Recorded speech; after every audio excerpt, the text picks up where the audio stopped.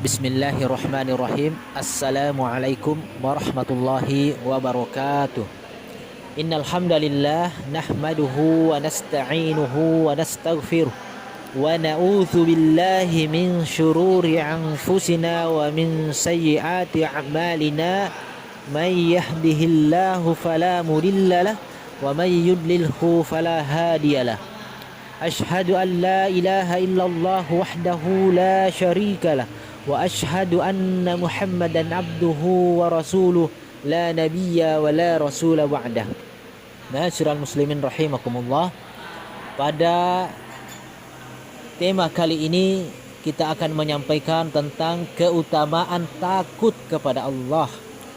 Ikhwani fillah rahimakumullah. Takut kepada Allah merupakan keharusan bagi orang-orang beriman dan sarana untuk meraih ridho Allah.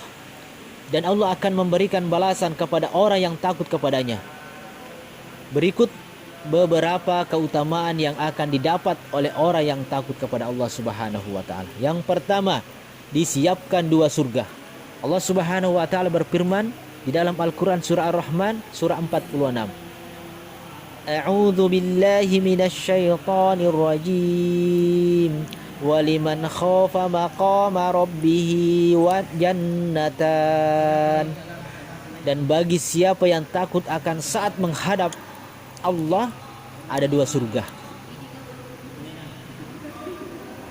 Yang kedua, dijanjikan baginya tempat tinggal di surga. Allah Subhanahu wa taala berfirman, wa amma man khafa maqama rabbih wa nahan nafsa 'anil hawa fa innal jannata hiyal ma'wa. Dan adapun orang-orang yang takut kepada kebesaran Rabb-nya, kebesaran Allah, dan menahan diri dari keinginan hawa nafsunya, maka sungguh surgalah tempat tinggalnya. Surah An-Naziat ayat 40 sampai 41. Yang ketiga, mendapatkan naungan dari Allah. Pada hari tidak ada naungan selain naungannya. Abu Hurairah radhiyallahu anhu meriwayatkan Nabi sallallahu alaihi wasallam bersabda.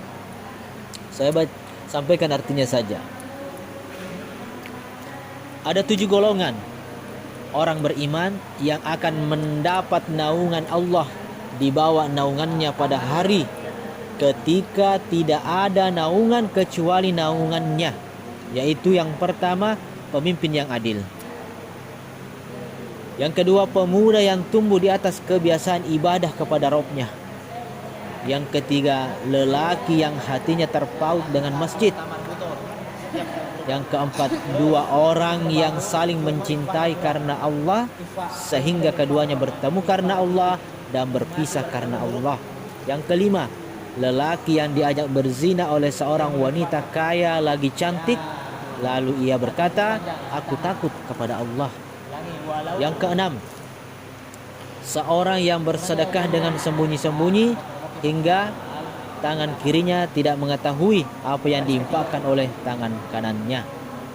Yang ketujuh, dan seorang laki-laki yang berzikir kepada Allah dalam keadaan sendiri hingga kedua matanya basah karena menangis. Hadis riwayat Bukhari dan Muslim.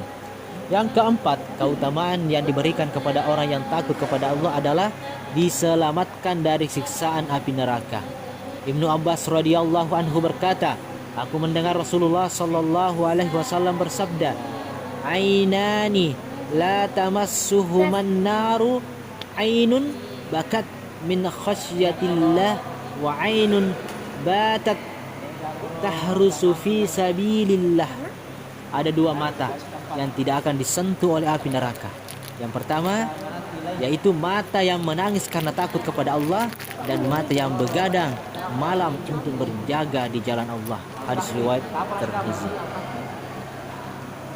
Ayat dan hadis-hadis tersebut yang kita sampaikan menunjukkan bahwa takut kepada Allah merupakan ibadah hati yang agung yang tidak muncul kecuali dari seorang mukmin yang jujur keislamannya, jujur keimanannya. Karena itulah ia mendapatkan kedudukan yang tinggi dan karunia yang agung. Takut yang terpuji ialah takut yang mendorong pemiliknya untuk melakukan amalan ketaatan dan menghalanginya dari mengerjakan hal-hal yang diharamkan. Pelajaran yang bisa kita petik dari pemaparan di atas adalah yang pertama, keutamaan takut kepada Allah dan ia merupakan faktor penyebab masuk ke dalam surga. Yang kedua, takut kepada Allah dapat menjadi penghalang dari segala kemaksiatan. Demikian, semoga bermanfaat. Subhanakallahumma bihamdik, asyhadu an la ilaha illa anta, astaghfiruka wa atubu ilaik. Assalamualaikum warahmatullahi wabarakatuh.